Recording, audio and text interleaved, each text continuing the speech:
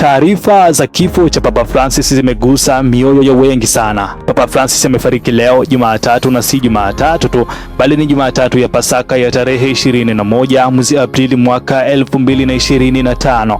Papa Francis alizaliwa tarehe 17 mwezi Disemba mwaka 1936 huko mjini Buenos Aires nchini Argentina.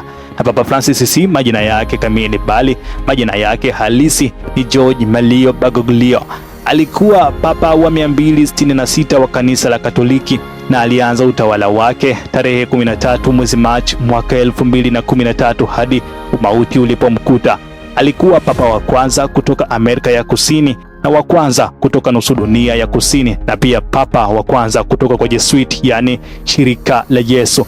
Alijulikana kwa unyenyekevu, huruma na msisitizo wa haki kwa wote, hasa masikini na waliotengwa na jamii.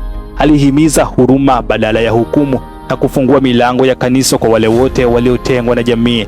Alitetea uhifadhi wa mazingira kupitia waraka wake maarufu wa Laudato Si wa mwaka 2015. Alitaka kuondolewa kwa adhabu ya kifo na alipinga wazi unyanyasaji dhidi ya watu wa mapenzi ya jinsia moja.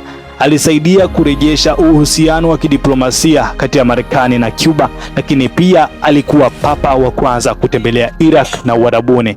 Papa Francis alikuwa na changamoto za kiafya tangu utotoni, ikiwa ni pamoja na kuondolewa sehemu ya mapafu. Alilazwa mara kadhaa kutokana na matatizo ya kupumua na hatimaye alifariki kutokana na pneumonia ya mara mbili, yani double pneumonia. Sasa heshima yake kama kiongozi wa dini, amefariki Jumatatu ya Pasaka. Ikumbuke kuwa alihudhuria pia sherehe za Pasaka siku ya jana na alitoa baraka kwa washirika wengi sana walioshiriki baada ile ya Pasaka.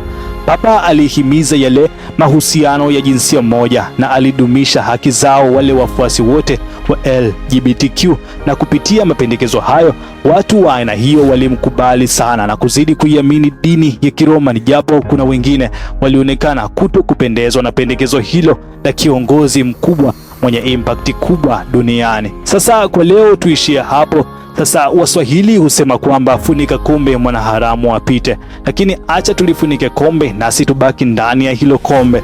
Unadhani Papa Francis alikuwa sahihi kusisitiza haki za wafuasi wa LGBTQ? Na utuambie, je, unadhani mwisho wake utakuwa mzuri kulingana na imani yake ya kutokupinga ushoga? Let's end up there. Rest in peace Papa Francis. Hii ni Mega Media Tanzania. Usisahau kusubscribe, kulike pamoja na kucomment. Mimi ni Cravenus. Have a nice day.